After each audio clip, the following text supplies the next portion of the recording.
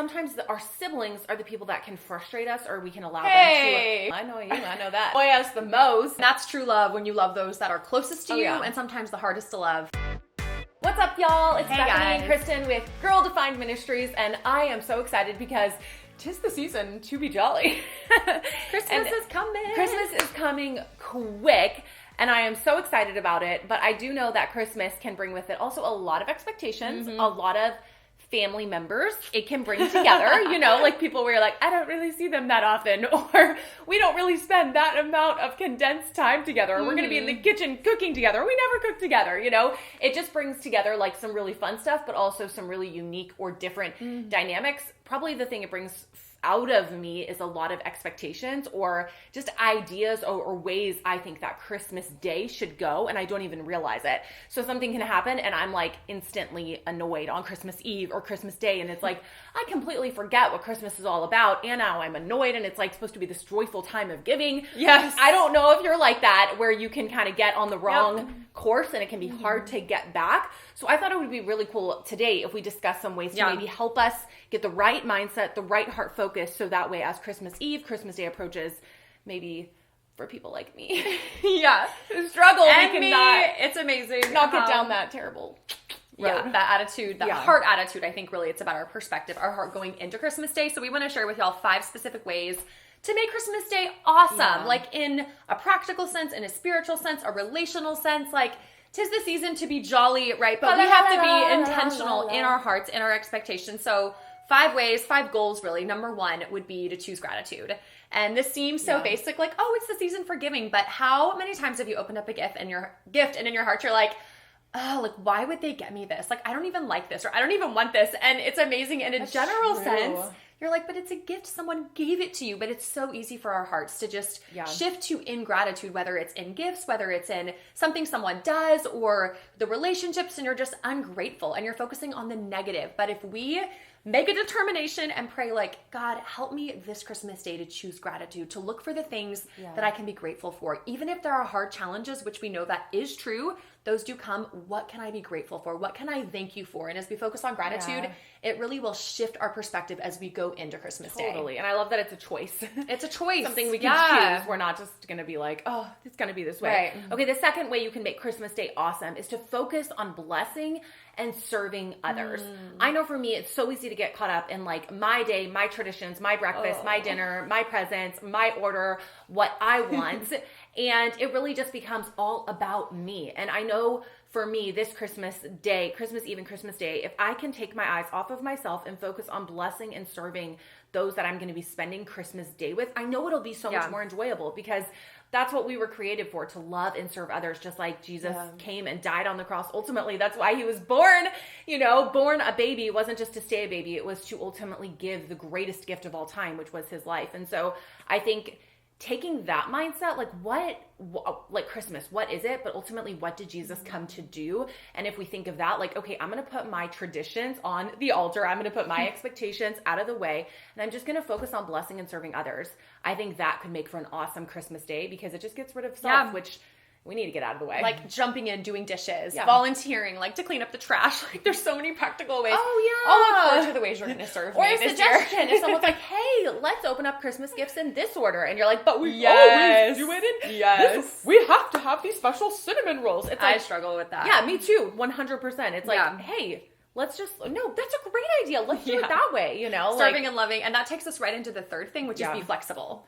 This is so hard because, like you're describing, things aren't going to go exactly the way you imagined it. And I know I wrestle with that, imagining and anticipating this perfect day that's going to go like this, A, B, C, D, and there's not going to be any hiccups. And, when you have a lot of people, when you have grandkids, when you have older people, younger people, there are things that just happen and things that need to take place. And it can be like, oh, this is throwing off my schedule. But if you go into it, and I am preaching to the choir here, with a heart of flexibility, expecting things to not go exactly the way that you imagine, expecting there to be a shift in the schedule or a change of plans, or, hey, we thought we were going to open gifts then, but we're really going to do it on Christmas Eve. And you're like, what? Christmas Eve? That's crazy. If that's not what you do, whatever it is. Yeah. If you go into it with the heart of, God, help me to be flexible. Help me to roll with the punches, to just be easygoing, to not be so bent out of shape about everything. you will put everyone else at ease. You'll help facilitate that heart of flexibility and make it more enjoyable for everyone. Yeah. And this next one is for those of you who have siblings. We come from a family with 8 kids, so there are a lot of siblings, and now we've all gotten married, and there are, the nieces and the one nephew. But it's a lot of people, and sometimes our siblings are the people that can frustrate us, or we can allow them to annoy. Well, I know you. I know that annoy us the most. And instead of viewing them as like, how can I love them? How can I serve them? How can I be a blessing to them? We kind of get all up in our own world, and it's kind of like, oh, it's just my sister, or it's just my brother. And so I want to encourage you to maybe put the phone down, maybe put the video game down, whatever it is that's causing you to be distracted. Maybe you're, so concerned with texting and keeping up with your friends during the day. Like, take some time to love your siblings, to focus on them, to enter into their world. It doesn't matter if you're younger and you have older siblings. You don't have to wait for them to reach into your world. Invest into them. Maybe make it a goal to ask, like, okay, I want to ask each of my siblings 2 questions on Christmas Day. Like, come up with a few small strategies of ways that you are going to intentionally and specifically love your siblings. Because if you don't make a plan for it, you may default into what's just normal, which may not be the very best. So I want to encourage you to specifically make it a goal to love your siblings well this Christmas Day. And that's true love, when you love those that are closest to you. And sometimes the hardest to love, that's when you know it's genuinely coming from Christ. Last thing, number 5 is be a generous giver. And we're not just talking about gifts. Like, sure, be generous in your gifts, but if money's if you're financially, like, it's hard, then you can give in other ways. Like, you can hand make gifts. But even more than just gifts, I think the thing that blesses people the most beyond just like physical gifts is giving of yourself. And that includes a lot of the things we talked about: giving of your time, serving, giving of yourself, just sitting with someone, like say a grandparent who's hard to talk to, and you have a 30-minute conversation with them, asking them questions about their past and their history and their favorite Christmas memories, or an aunt or an uncle or someone that you never see. You're going to give yourself, you're going to give your time, you're going to sacrifice maybe what would be most fun for you in that moment, which is just to talk to the people that you know, or the things that are most fun for you to do. And instead you're going to sacrifice and say, I'm going to invest, I'm going to give, I'm going to be a generous giver in my time, in my resources, in what I'm doing.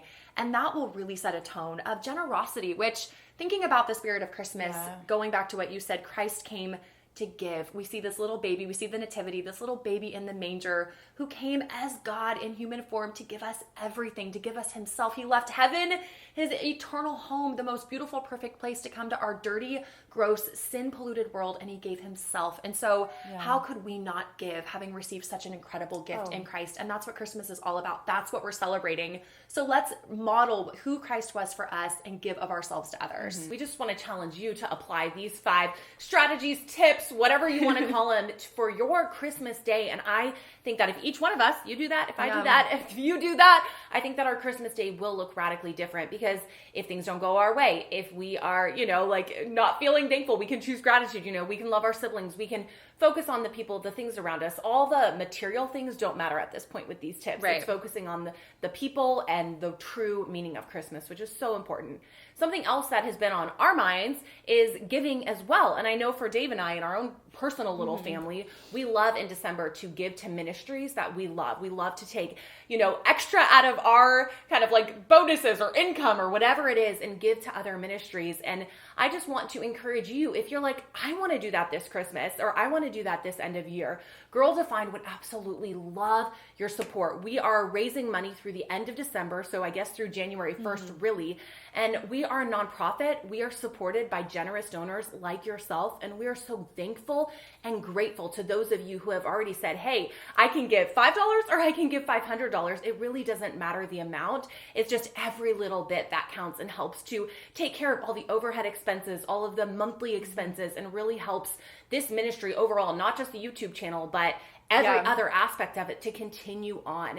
So if you're saying, yes, I want to do that, I want to give a little extra, we would love for you to consider Girl Defined Ministries as a ministry to give to. And you can click the link below, girldefined.com/donations. And again, it doesn't have to be a large amount. If you're like, I don't want to give because I can only give $5. Like, seriously, when we see every donation that comes in, we see your name, and you have no idea how grateful and thankful it makes us, because it's not going to us, it's going to the ministry. And we just love to see the sisterhood from around the world helping the work of God to continue on. So thank you for your consideration. Click the link below to make a donation. Okay. You know what you're going to say? Yeah.